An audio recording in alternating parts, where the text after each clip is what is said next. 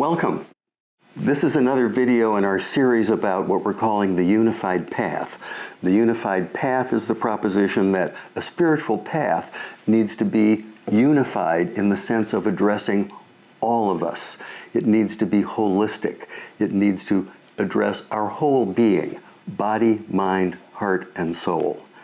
There are several other videos about the unified path available, and some of them examine some of these elements, body, mind, heart, and soul, in a little more detail. Today, we're going to look at the element called heart.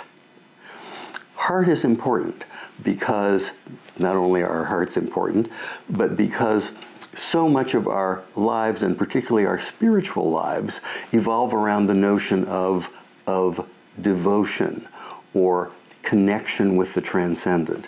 And the use of the heart is a matter of finding the right rituals that allow you to be devoted to and, let's say, worship that which is better, higher, more magnificent, and more true than the rest of our lives.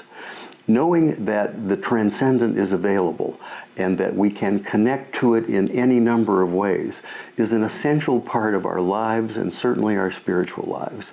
And connecting is a matter of some kind of devotional practice.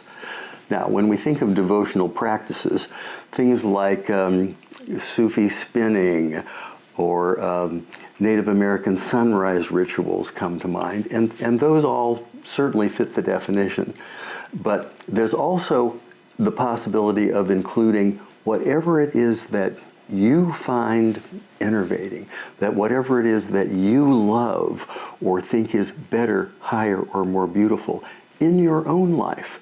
And maybe that is God. Maybe a ritual devotion is exactly what is in order for your life. But maybe it's not. Maybe you can't do that or choose not to do that. But there's something that you love that is better and higher and more beautiful.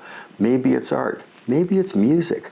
But whatever it is, you need to make an active, let's say, ritual, regular practice of involving yourself with this thing that is so wonderful and so beautiful and so joyous. And that can take any number of forms, but it's important that you actively engage in whatever this important element is. As I said, maybe it's God, maybe it's music. You get to decide, but do decide and make that part of your regular practice.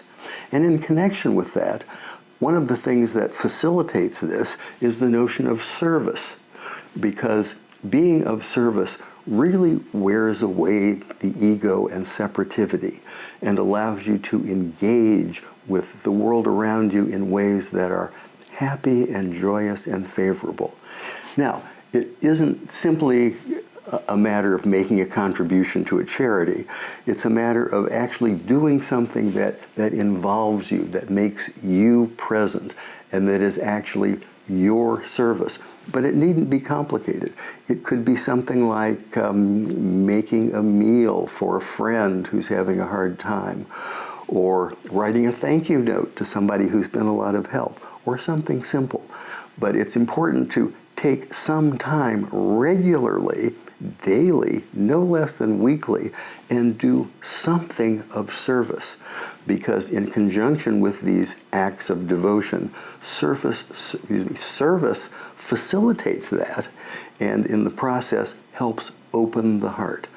And that's what we're all about, opening our hearts to that which is true and grand and beautiful. This is important.